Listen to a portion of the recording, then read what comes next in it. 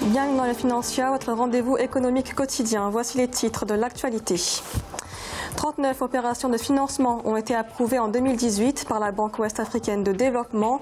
Des opérations au profit notamment des secteurs publics et privés. Leur montant global s'élève à 414 milliards de francs CFA.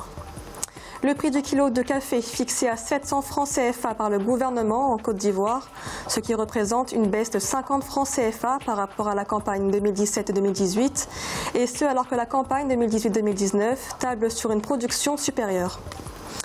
Et puis nous ferons un point en fin d'édition sur l'évolution des marchés boursiers africains.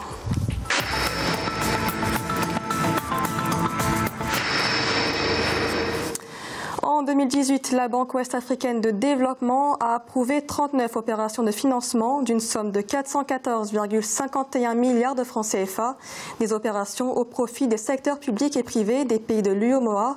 L'annonce a été faite lors de la 111e réunion du conseil d'administration, une réunion à l'issue de laquelle 3 nouveaux projets ont été approuvés. Victoria Sedji.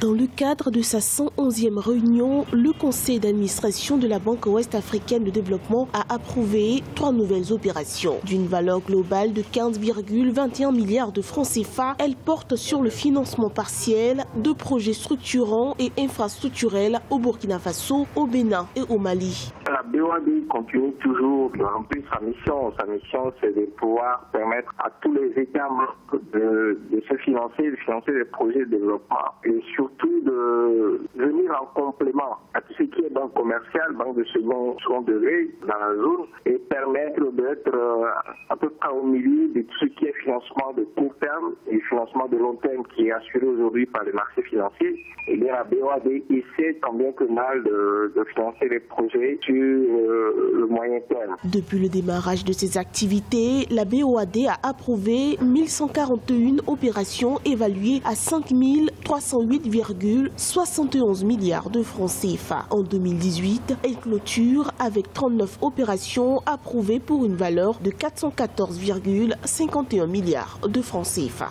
La BOAD devait être un levier en termes de croissance pour les États. La BOAD devait jouer un rôle de contrôle, un rôle de financement de la dette à côté de tout ce qui est financement par l'equity market. Au cours de cette 111e réunion, le Conseil a examiné les perspectives financières sur la période 2018-2022 ainsi que le projet de budget programme de la banque. L'actualisation de la politique de sécurité financière de l'institution a également été approuvée.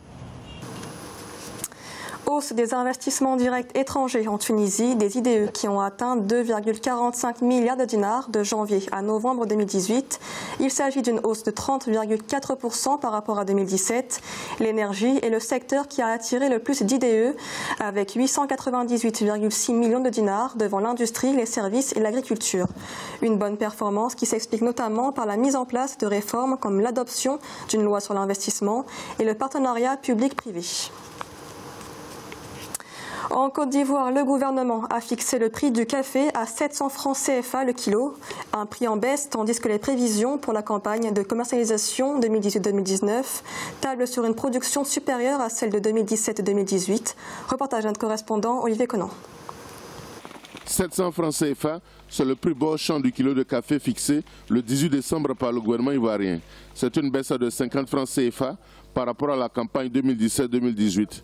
Cela représente cependant 79% du prix CAF, c'est-à-dire coût, assurance et fret, contre 65% en 2017-2018.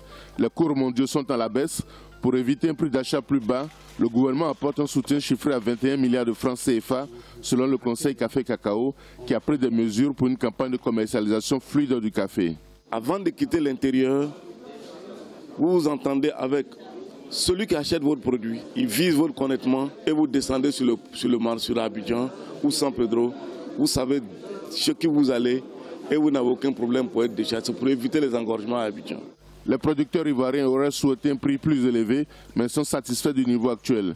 Ils promettent mettre l'accent sur la qualité du café origine Côte d'Ivoire. Quel qu'en soit le prix du café, nous n'allons pas couper nos pieds de café. Nous allons toujours faire des efforts, continuer, et tout ce que nous disons, c'est de pouvoir transformer, et la SIMPA est en avance pour la transformation. Quand nous allons pouvoir transformer notre café, le prix va monter plus. Le défi qui nous revient à relever, c'est de pouvoir produire du café de qualité afin que nous puissions répondre à l'attente du chef de l'État qui a fait cet effort considérable pour nous donner ce prix-là. Selon le gouvernement ivoirien, les réceptions de café s'établissaient à 123 924 tonnes au 9 décembre 2018. Cela représente une hausse de 305% par rapport à la campagne café 2017-2018. 28,80 milliards de dollars, c'est le budget 2019 présenté au Parlement nigérian ce 19 décembre, ce qui représente 8,83 trillions de naira. Un budget présenté par le président Muhammadu Buhari dans une ambiance tendue. En effet, le président, élu en 2015, avait promis de relancer l'économie, une gestion économique toutefois critiquée par l'opposition. Notons que l'économie nigériane a enregistré une croissance de 1,50% au deuxième trimestre 2018. En Afrique du Sud, la directrice du FMI, Christine Lagarde, appelle à un renforcement des institutions pour améliorer les politiques monétaires. Selon la responsable, les institutions telles que la Banque centrale ou le Trésor national doivent être protégées par l'État afin d'assurer une meilleure gestion des questions monétaires comme celle de l'inflation, une politique qui pourrait sortir le pays de la crise.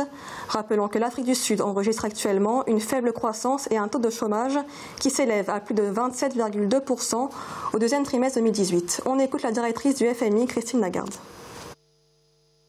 Une politique monétaire saine qui marche sur ses deux pieds est précieuse et doit être sécurisée.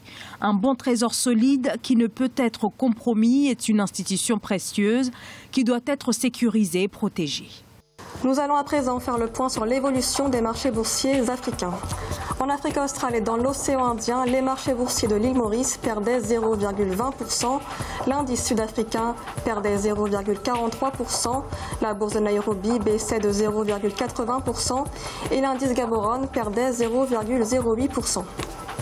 En Afrique de l'Ouest et centrale, la BRVM d'Abidjan était en baisse de 1,85%, l'indice nigérian gagnait 0,32% et la bourse du Ghana gagnait 0,16%.